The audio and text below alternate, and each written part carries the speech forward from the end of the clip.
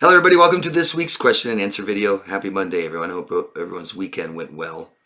I'm answering questions from your guys' questions last week, in the last week's video. Today, go down below in the comment section, ask me anything you want please, and come back next week and hear my answer and let me know what you think of my answer. Not just if you like it or not, just what do you think? I don't know you guys. So a lot of my answers might be general broad, but I'm kind of guessing in your particular situation. So let me know what you think. If you understand my answers, stuff like this, let me know if I don't understand your question or if I miss them. I'm very sorry if I do. I don't do it on purpose. So let me know, please. Thank you. All I ask is you guys give us your locations. Please, locations. Tell us where you guys are. Where are you in the world? Let us know. And if you could, if you haven't already, please consider signing a petition I started called Stop Narcissistic Online Bullying. I will put the link down below in the description box. I'll put it down in the comment section. Everyone in the world, follow it and just say, yes, I support it. That's all you got to do. You don't pay nothing or do anything. If you want to do something else, you can share it with somebody. Thank you. Okay, so the first question is from Marie. Don't know where you're from, Marie. Let us know your locations. Tell us where you are, please, Marie. We all want to know. How to deal with the self-righteous, narcissistic person being condescending towards us. Walk away. Walk away, right? Wouldn't that just be the answer no matter what you're going to proceed with? Someone that's condescending and nasty. But for Marie, it's your supervisor. My supervisor goes out of her way to make me look stupid. She constantly mocks me in front of everyone and even takes pictures of my mistakes and sends to the manager. She even makes condescending gestures by hitting me in a joking way. She even tries to make me look stupid by saying dance when there is no music playing. She is always in my face. So we're going to have to deal with these people for the rest of our lives, aren't we? We don't have to let them into our lives, but sometimes we have to do things like work with them. Work for them, supervisor. So I think in this case, Marie would be a good time. What's the relationship like between the supervisor here and your manager? They seem to get along. Are they buddy? Have they known each other longer than you've been there? Stuff like this. I would consider navigating this by going over the supervisor's head, going to the manager and letting them know things that she is doing that are very, very wrong, that are considered toxic in the workplace, that most companies wouldn't allow this kind of stuff. They don't want it because they know what happens. It causes problems. Someone might get sued, but will probably lose an employee. So I would bring this to the attention of your manager and stay very, very calm and just simply list the issues that you can't tolerate. Mocking me in front of other co-workers, focusing so much on some mistake I might make, things like this. It seems like you can't talk to your supervisor. In most cases, we tell somebody what they're doing and how it makes us feel, that it makes us feel bad. I wrote here, it must be very stressful. I don't want to tell you how to stay and be mistreated. Right? I don't want to tell you what to do so that you just keep being mistreated by the supervisor. I would seriously contemplate whether you want to stay or not. And maybe that's something you can tell the manager. I'm not going to tolerate this. I'm going to leave if this doesn't change. And you have the right to do stuff like that, okay? And it's the manager's responsibility, to be honest. All you can do is, if you want to try and make it less stressful and stay, is to have a talk with her and let her know how it feels and that it's not okay to do A, B, or C. Standing up to bullies usually makes them stop. But standing up to a toxic boss or supervisor is a good way to lose your job. So it seems like you can't talk to this person about this stuff. They don't care, right? They would love to see you squirm and kick and complain and cry and probably just quit. I think that's what they would like. Usually they will take it upon themselves to take like a challenge, like it's me against you, and they'll tell people, oh, we're fighting, I hate her. And then once you quit or something, it's I won, I'm a hero. Yeah. So I would consider going over their head to the manager. Since you can't talk to the supervisor, you might want to give them a chance. You might want to tell the supervisor they're not allowed to mistreat you specifically in front of other people. Say this in front of someone else. And when it continues, you can say, I told her in front of this person, they watched me say it. Then you go to the manager and tell them what you will not tolerate from the supervisor, and it must change or you leave. At that point, even if you don't go to the manager, I would find something that that supervisor does wrong too for her job and find a way to report her, but not do it yourself. Pretty sneaky, you know? But the bottom line is it sounds like your supervisor is never going to change. This is how it's going to be. Like, she's not going to change who she is, right? Can she change her behavior and stop doing this? Maybe. I bet the only way she will is a threat from the boss of being fired. So I would go to the boss. And I'm sorry.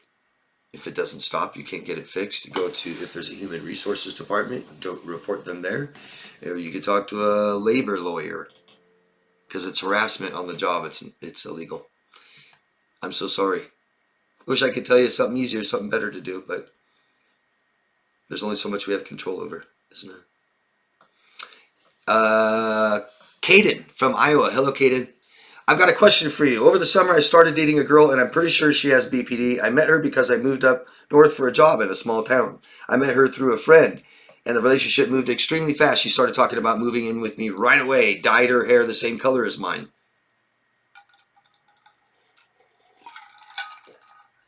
Red, bright red, and started listening to the same music and would buy me expensive gifts and spend probably around $500 on me the first 3 weeks we were together. Her entire personality changed in a matter of weeks. Pretty unstable person, yeah? Well, we broke up a little while ago and she ended things. She accused me of a bunch of things that just aren't true. She accused me of sexually assaulting you, and even though she was the one who weaponized sex a few times, she also accused me of not letting her see her friends and family, which never happened. I was actually very encouraging of spending time with friends and family the whole time we were together. Basically, she called me a controlling narcissist, which hurt a lot because those were things she was doing. I went from being the greatest person she had ever met to being a piece of dirt in a matter of 5 months. I'm really sorry, Caden. One day I saw her phone and found out she had lied to me. Her phone was full of random guys who hadn't been in the picture during the summer. When I asked about them, she made me feel like an a-hole for not trusting her. How dare you ask me about all these men in my phone? Even though she was the one who lied. She said some pretty nasty things to me when I confronted her, but acted like I was overreacting. This is just one of the many things that happened, and I'm scared. My therapist has helped me realize that I'm not a narcissist, which I thought I was when I first started therapy, but I'm still scared this situation could affect my job this summer. I work for the school district where she's from, and I coach the baseball team, and I take care of the athletic facilities. I actually coach her brother, and that's how we met. I'm worried that people in the community will think I'm a bad person because of the things I was accused of, even though I didn't do them. If you have any advice on how I should move forward, I'd really appreciate it. Thanks. I'm really sorry, Caden. I hope that you understand a lot of this stuff that you told me. If you don't, try to understand. This is about her. She's a very sick individual. Very, very sick. She idealized you and thought it was supposed to be amazing. Now, this is somebody who feels so bad inside and can't manage, can't function well, and everything is stressful to her. She's not very self-reliant, can't comfort herself, make herself feel well, and so she was reliant on other people to do this. And when she found you, she thought she found Daddy. Literally, Daddy's gonna take care of me. Daddy gonna make my life better, make me feel better. I'm gonna be happy now. And it didn't work out that way that she thought. And so now you got to understand this kind of, well, first she was mirroring you and copying you. That means someone who has no sense of their own self, individuality, agency, nothing. And so she became you. And then she believed she had a sense, this small fragment of herself in you, afraid to lose this. Amazing that she would sabotage that and abandon it herself like that. But that person that is accusing you of all these things that you did to her, try to understand psychologically that that's probably how she felt. And she's not very in tune with reality and believes that the way she feels is reality. And so if you hurt her feelings in any way, you're a bad person because you're in control, because you're Daddy. So when she's telling you that she couldn't see her friends and she couldn't do this and couldn't do that, that's all resentment, isn't it? And so some part of this relationship, she feels like she was not being, probably she wasn't being forthcoming, and she wasn't telling you how she really felt. And there was things about this relationship that made her feel pressure and stress, and things that she felt like she sacrificed and didn't do for this relationship, as small as it may be, whatever that is. And so we see resentment towards you. Is it reasonable? Doesn't sound like it. Doesn't sound like if you didn't do those things, it's not very reasonable, is it? Okay. So we're talking about a very delusional, unstable person. And your question is, if you have any advice on how I should move forward, well, you have fears. You didn't really specify your fears. So why don't you write down exactly what you're afraid of, Caden?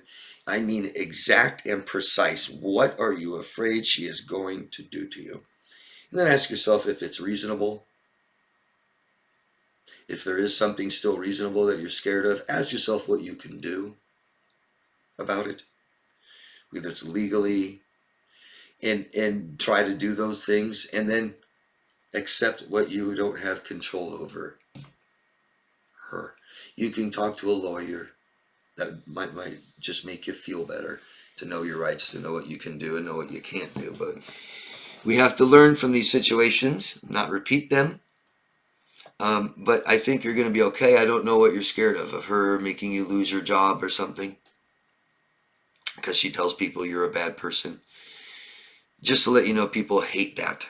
And so most people don't like that, and it pushes them away, and they don't want to hear her talk bad about you. As far as you losing your job, I don't know what to say. Sounds like she has the ability to damage your reputation in some way in this community. And I'm very sorry if she does. You know, there's all kinds of different people in the world, and some are very unstable too. And some people believe this stuff. Some people gravitate towards it. Some people love it. But most people can't stand it, and they don't care. Don't want to get involved and stuff like that, because we don't do things like that. We don't go talk bad about people. You know, I'll never trust someone that says, this is somebody I used to care about, they're a horrible person. It's like, well, why do you need to sabotage, hurt somebody, talk bad about somebody you supposedly cared about at one time, you know? Just gross. But you can always go the legal route and talk to a lawyer if it's something that you're legally concerned about, okay? I'm sorry, Kaden. Don't be around it, don't hear it, don't look at it, don't see it. Tell people not to tell you. Have people counter these things. I'm sorry that what she did to you went so deep, as far as you having to go to a doctor and ask them if this is your mental illness, as if that person is some kind of doctor. Hello, Coach DeMars, JKD Viper. I forgot where you're from. Let us know next time. Hi, JD. All it takes to get a borderline to go narcissistic is fear. They don't think too straight under duress. Yeah, stress is what forces a lot of toxic behaviors to surface. They aren't like this in the beginning of your relationship because it's not very stressful yet. They aren't attached to you yet. Their fears haven't surfaced. But once their fears surface, once the pressures of the relationship come, you know, I have to do this, I have to tell you how I feel, and I need to ask for this, and I'm supposed to be able to do this. Things that we take for granted that are easy for us to do are hard for them and stressful for them, and that stress makes these toxic behaviors surface. Thanks, JD. Stephanie from California. Hello, Stephanie. Hi, David. I like the new look of your channel. Thank you. Thank you for another good Q&A. I am bummed that I missed my chance to add a question. You never miss your chance to add a question. You got it here. So now I feel like I'm replaying the last 3 years of my head with my abuser daily. That's not good. Start writing. Start talking. Talk to someone. Do you have someone that you can talk to, Stephanie? Is there somebody out there that's willing to talk to you that you can hire? Or if you can't afford to hire it, somebody willing to talk to you, why don't you take them up on that chance? Huh? So now I will feel like I'm replaying the last 3 years of my life daily. A lot happens in 3 years to play in your head every day, all day. It's become quite clear that he was a quiet borderline who was also a narcissist with some sociopathic traits. Why does it seem like the person he was the first year was this very emotional, vulnerable, empathetic, loyal man who wanted our future together more than I did, to the point where it was constant tears? He was in constant tears the first year you dated him because he wanted the future together so badly. Crazy. Fast forward to when our baby is born. He's triangulating me, avoiding me, the hostility, the passive aggressiveness, and then disgust after he betrayed me and conceived a baby with someone else. Was this the borderline in the beginning and then the narcissist? How many different people are we talking about here? It's so confusing. Yes, it is. The person that's out and about now with her and the baby he denied seems like the grandiose narcissist protecting his image and ego. Where did that quiet borderline go? Is he now a secondary psychopath? Holy cow. In order to survive with the sociopath he left me for? Man, that's a lot of different people we're talking about, I think. I'm not sure. Let's get rid of the diagnosis, and let's say that he is displaying rapid different shifts of moods and emotions and behaviors. Yeah? A very unstable person. And you're asking me, why was he so committed in the beginning and didn't care at the end? So that's an unstable person, Stephanie, isn't it? If I value respect a lot, then I'm respectful when I meet you, I'm respectful after I know you for 6 months, and I'm respectful when I leave you. I'm honest about it and stuff. But if I'm not, if I don't really value respect, I might tell you I value respect. I might be respectful towards Shannon and a little towards Chris, but not towards you. Don't know who I am. Unstable. So it sounds like, I have to guess because I don't know this person, right, Stephanie? It sounds like a very unstable person, could be like a borderline or narcissist, not secondary psychopath. I don't know where you got that from. Get that out of there. He's not a secondary psychopath. He's not a sociopath. It sounds like he's a very unstable, emotionally unstable person that can't handle stress at all. And when he found you, like I was saying earlier, when he found you, he was so excited that my life somehow now is manageable. It's functional. I have meaning. I have purpose. I have hope. And maybe he just idealizes relationships, but it doesn't take long for the stress to make him not be able to function very well. Now, he had some other relationship going on with somebody else and got her pregnant. I'm deeply sorry. Why is he with her and not you? My guess is she's a piece of shit like him and you're not. That you are more respectful, that you're more organized, that you're more successful maybe in your work and stuff, where this scumbag found another scumbag that doesn't apply pressure to him. Stephanie, I bet that you wanted him to be a good man and husband if you're married, or be a good father to the child and be a good man himself and maybe have a good job and be healthy, and all these pressures he couldn't take, he couldn't do. And in the beginning there are none, are there? There's no pressures in the beginning. It's all fun. I don't know you. I'm not attached to you yet. I'm not worried about losing you. I'm not afraid of you thinking of what you think about me yet. All these different things. But it didn't take long before the pressure of that relationship, which might just be some very normal expectations from your end, he couldn't take it. And now he's with someone who doesn't do that to him, who doesn't make him feel that way. Out and about on town, you guys, man, I can't, it's just,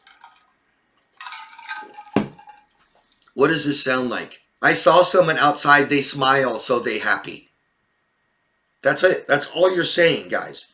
I don't know how to drill it into you anymore. That just because someone's smiling doesn't make them happy. Just because they're on Facebook posting something great about themselves doesn't mean they're successful. This person wears a mask and they fake and pretend what they cannot do. It's innate in us to procreate, get married, have a career, raise children. It's innate. We don't have to think about it. It's already there. We are programmed to stay alive and procreate.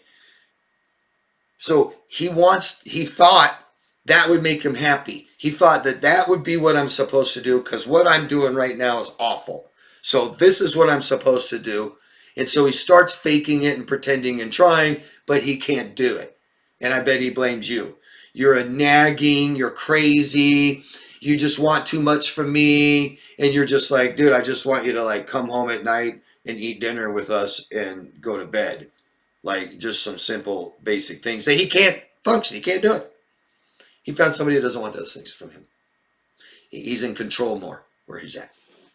He doesn't feel ashamed of himself like you make him feel.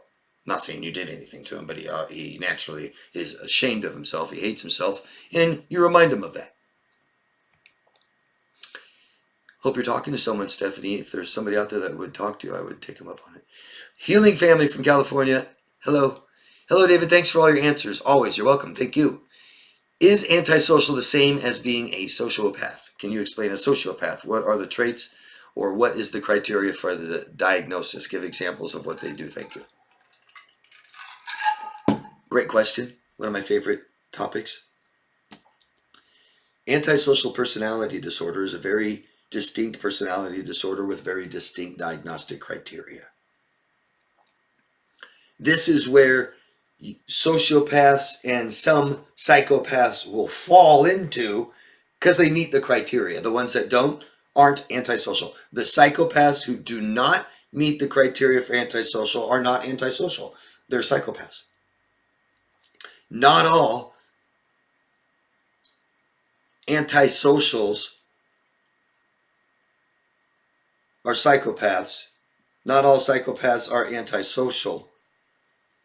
The DSM, and here's the deal, the DSM uses certain specific language. Just as they changed the diagnosis from borderline to now it's called emotionally unstable because they don't use the language neurosis anymore. It's anxiety. So they took out the word neurosis, therefore that's part of the definition for borderline. So they changed the term of borderline, which referred to being on the line of neurosis and psychosis. Now it's emotionally unstable. They don't technically really use the word psychopath in the definition of antisocial. It just so happens that most psychopaths might meet the criteria for the diagnosis. I hope I'm not being confusing. Instead of saying there's a personality disorder called sociopathic personality disorder or psychopathic personality disorder, they came up with something called antisocial personality disorder, which most fit. Does that make sense? And so I'm often asked, what's the difference between sociopath and psychopath? Or you're just asking me can you explain what a sociopath is or some examples? And so antisocial personality disorder has very distinct criteria. I'll go over those in a second, some of those. And a sociopath almost always meets that criteria. Psychopath almost always, not always, almost. But they have antisocial traits, these diagnostic traits. And antisocial isn't what you're thinking as if they're not a part of society, like they're against society. That would be asocial, right? Right? Atheist would be against God. I don't believe in God. No, this is antisocial. So they go against the grain of society. They go against things that we as a society are for. Stuff like laws and authority, right? So a sociopath non-technically is defined as a criminal, as a repetitive criminal, lifelong criminal, someone who doesn't care about the law at all, maybe breaks the law often, and it could be in and out of jail. It's like 70%, I think, I can't remember now, somewhere around there.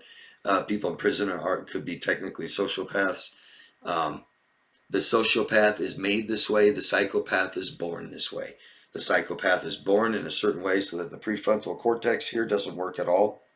They need a trigger Usually it's stress in their lives, later in life, teenage years, 20s, and they get a trigger that makes them have, or makes these very toxic antisocial behaviors surface. Without that trigger, the psychopath could be a very functioning human being and not even know.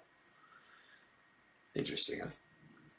The sociopath that has the diagnostic criteria for antisocial, which most sociopaths fit in, is some very, it has to meet some criteria in childhood. So they have to have conduct disorder, and it has to be onset before age 15. Things where they're very against the rules and stuff that's going on as a child, maybe missing school a lot, breaking laws, hurting other students. The antisocial will solve things with violins, right? Attacking people, stuff like this. They derive pleasure out of conning and exploiting people for no reason. Just the fact that they derive pleasure, they pretty much won't interact with someone unless they're exploiting them. You have something I want from you, I can take from you. They have a low level of self-preservation. I'll drive right off a cliff to kill you in a car. Cares about me. Um, the child criteria would be the conduct disorder onset before 15, and then there's you can't these behaviors, these behavioral traits can't surface only during schizophrenic or bipolar episodes. So if someone's bipolar, diagnosed bipolar or schizophrenic, they're going to have many antisocial traits, but they're only going to surface during like mania or psychosis. Or the sociopath, 24/7, which would make it a personality disorder. See that? So the sociopath is someone who is not going to be so much a part of society that much. They're not here to make the world a better place. They're not here to make themselves a better version. They are here to exploit everyone in the world, and they get a sense of ego and a sense of self-worth from the ability to take what I want from you. They're against everyone. Does that make sense? Just like our country really puts our country first and our people first, screw every other country, which hasn't been like that lately, but hopefully we get back on that track. But the sociopath thinks like that all the time. Right? It's just me. Very much lacks empathy, compassion, and remorse. Do you see that? That's what society is, what brought us here. It's why we're here, is all of us working together, protecting each other and comforting ourselves is how we made it successful. It's how we're still alive here today. And working together in society is crucial, from communicating to community service and family and stuff like that. None of that, dude. They don't care. They don't care about the interpersonal relationships. They don't care about society. They don't care about doing anything good. They will break every law they can. It's all totally okay. And they don't feel bad about it or bad for you. Dangerous. Very, very dangerous person. It's not because they're just high tendency of violence, but it's because they don't care afterwards. And then they learn that that's the right way to get what I want.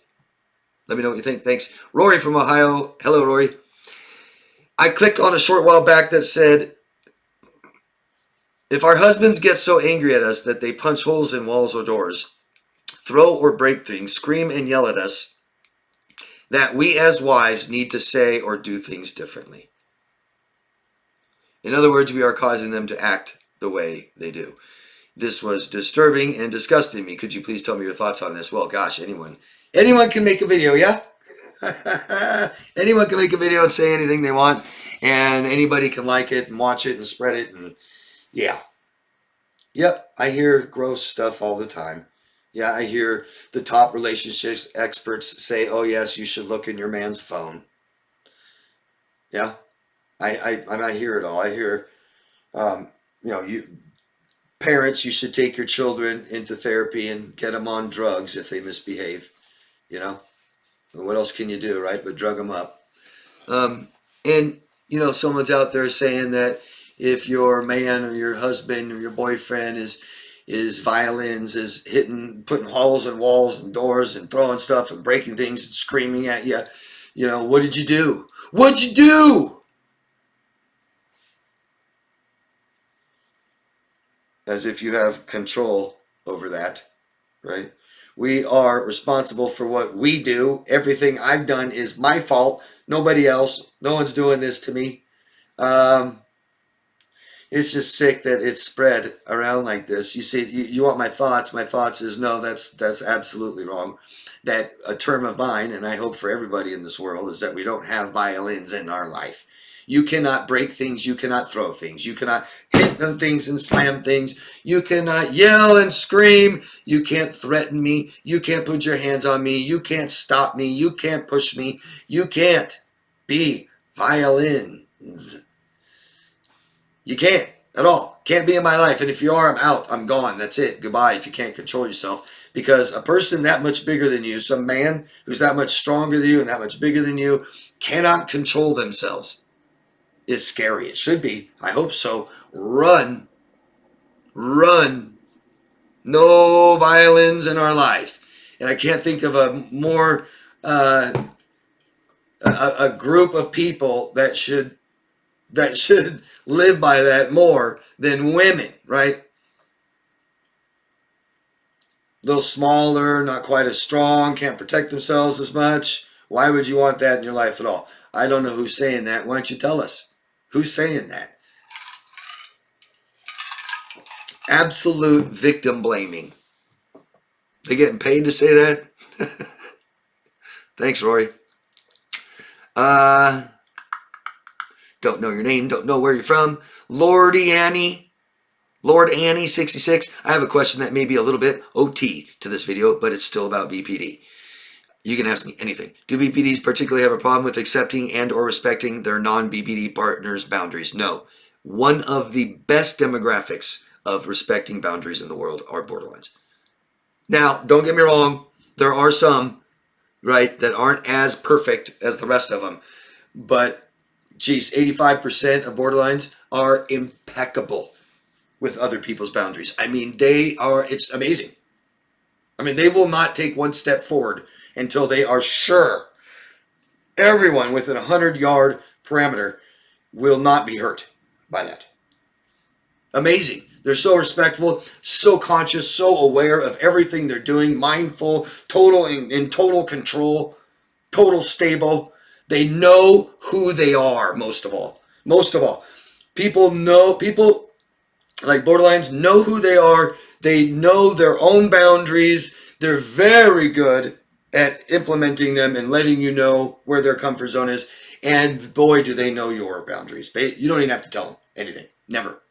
They're amazing. Yes, I'm being facetious. Hello. Welcome to borderline personality disorder, where they have troubles regulating their emotion. They don't know who they are. And they will never, ever, ever respect your boundaries. They can't. Borderline 101. I must be able to go past your boundaries. I must be able to reach you 24/7 all the time and have complete control over you. I have fear of abandonment. I have to control you. To the point where they would not accept even a minuscule boundary that otherwise means a lot to their partner, and they would rather leave their partner instead of respecting this boundary. You mean rather than having total control over you? Yes, they will freak out. They have to have control over you. What are you talking about? I'm talking here specifically about emotional and relationship-based boundaries. Yes.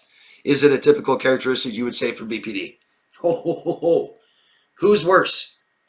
Who's worse? A narcissist? Sociopath? Okay. All right. Found someone worse, maybe. I don't know. Wow. Borderlines. Borderlines. They go through all your stuff when you're gone. They go talk to everybody in your life about you. They tell everyone everything about you and make up lies. They hate boundaries. They can't deal with boundaries. They don't understand them. I always say somebody who doesn't know who they are doesn't care who you are. And you got to kind of know who someone is to know what their boundaries are. It's how they feel, the most important thing, right? It's my comfort zone. Hey, that's too uncomfortable. They don't care. What? How dare you say that? How dare you throw up a boundary? I need complete control over you. Answers, is it typical? Yeah. Profound. They don't care what makes you uncomfortable. They aren't here on this planet to make you comfortable. Bruce from SoCal. Hello, Bruce from Southern California. I was seriously involved with a woman who checks all the boxes as a petulant, borderline avoidant attachment, narc traits. Nailed, he got that down to the specifics. I gave her shape up or ship out. And when she refused, I told her, son, in a letter.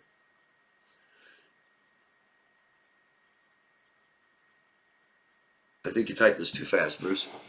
I told her son in a letter. She, yes, excused to speak, just went angry, drove away, silence free.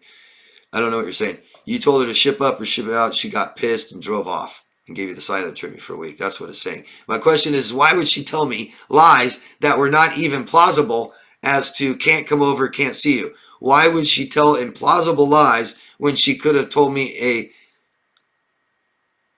plausible, I think palpable lies, or plausible lies, you're trying to say? You type super fast, Bruce. I think you type 500 words per minute. They're not very right, but you type, you're good at it. You're fast. So it's control, Bruce. We're just talking about control. It's control. And you just try to take some agency back over yourself and your life, which means she had control over you.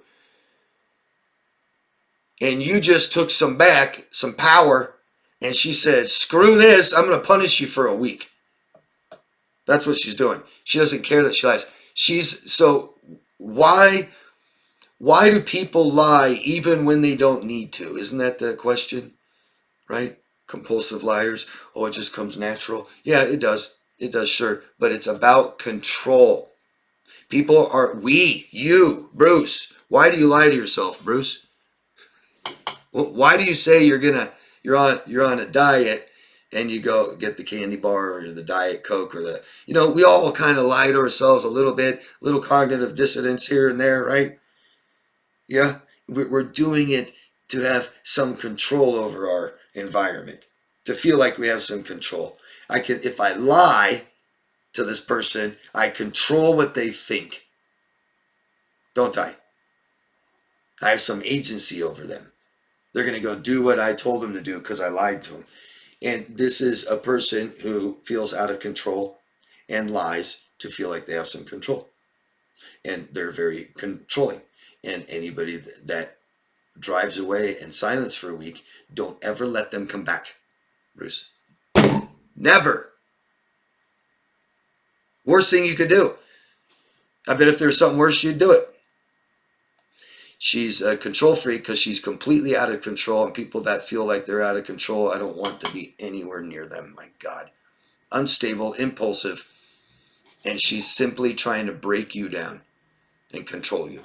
And she probably accuses you of a lot of things, get you to pay for stuff. Yeah, I'm sorry.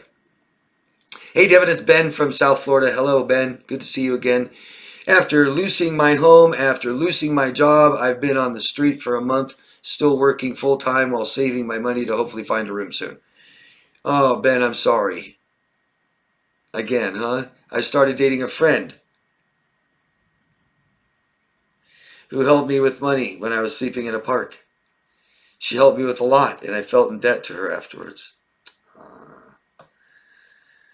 I don't like where this is going. She confessed to always having romantic feelings for me since I've known her for 2 years. I ended up having sex with her out of obligation because she helped me with money for over a month. God, how does that feel, Ben? I don't know. I can't say I've done that one. I've done a bunch of the other stuff we're ashamed of, but not that. Oh, Ben.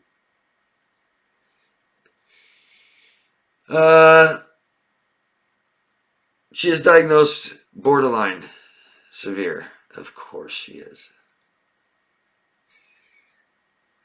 After we had sex, I made her... Okay, we don't need to... Okay, so you had amazing sex, and then all she did was complain about it.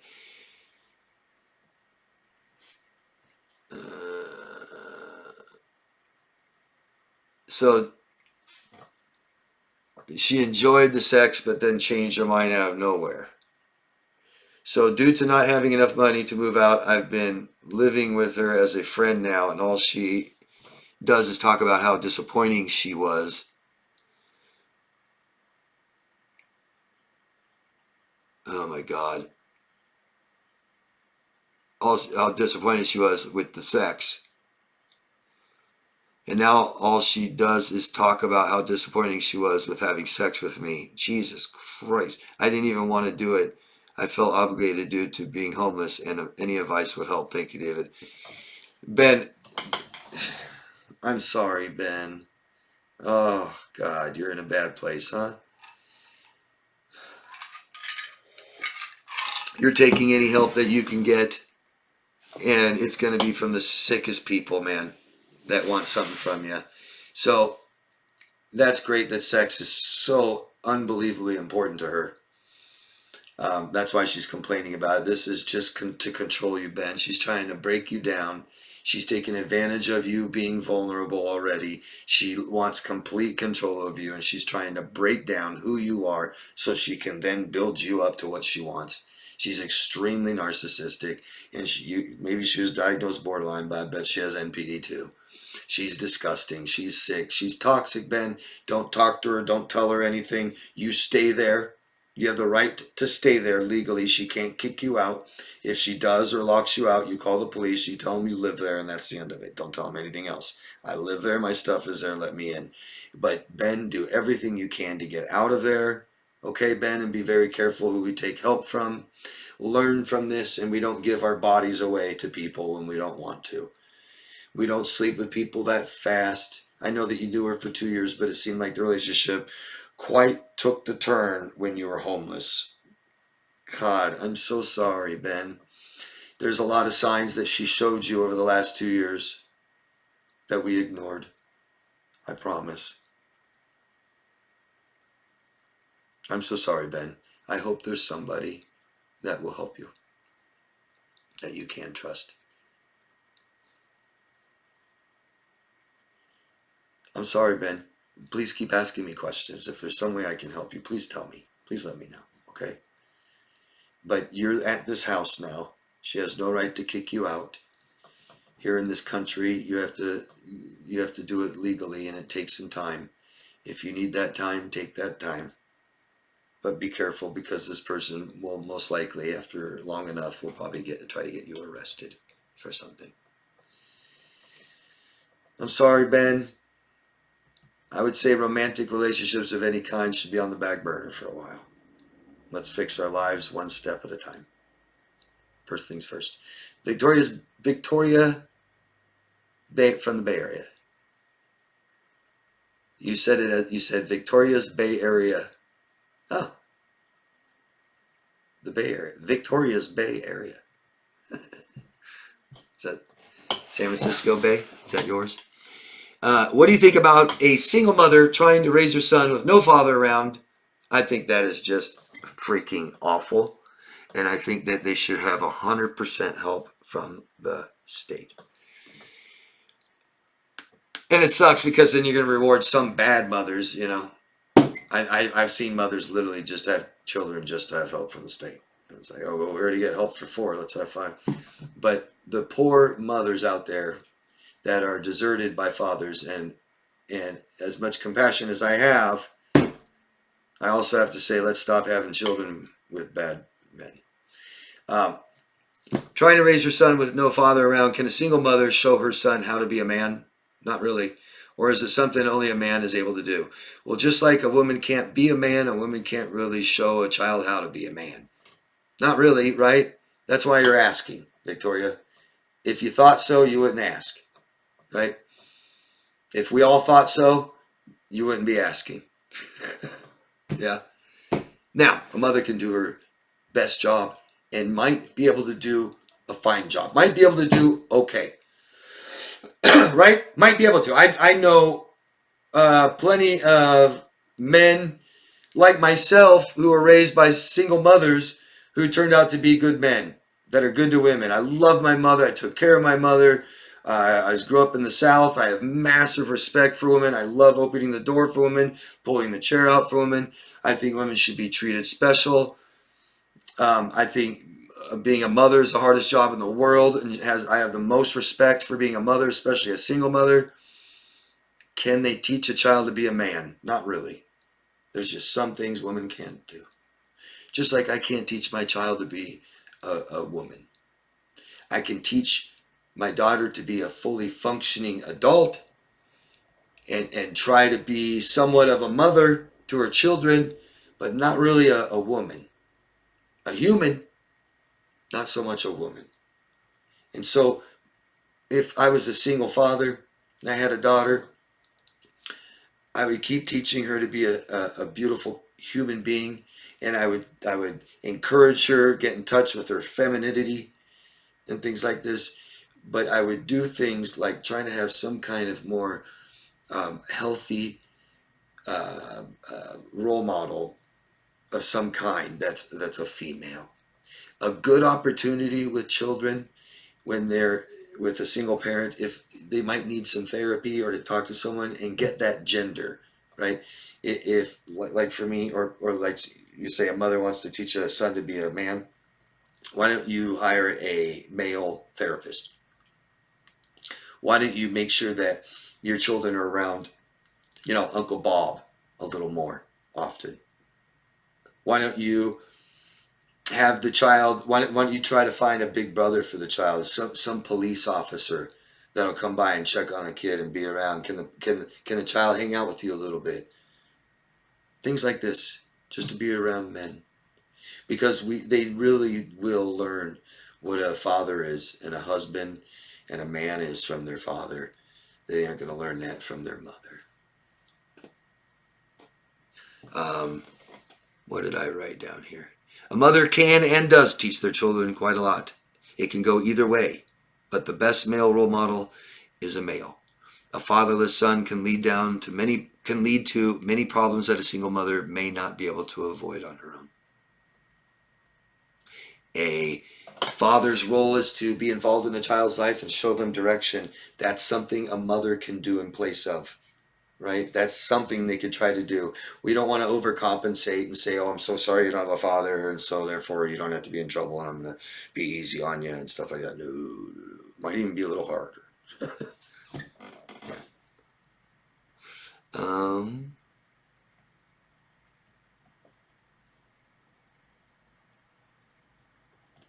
I think that's it. Yep, that's it. That's it, guys. Thank you, everybody. Please, thumbs up, subscribe to my channel. And please share your own experiences. Please ask lots of questions. Let me know what you think of my answers, that you understand them. Let me know if I missed anybody's questions. Please support the petition. Most of all, love yourself first. Please, everybody. Have a beautiful week. Bye-bye.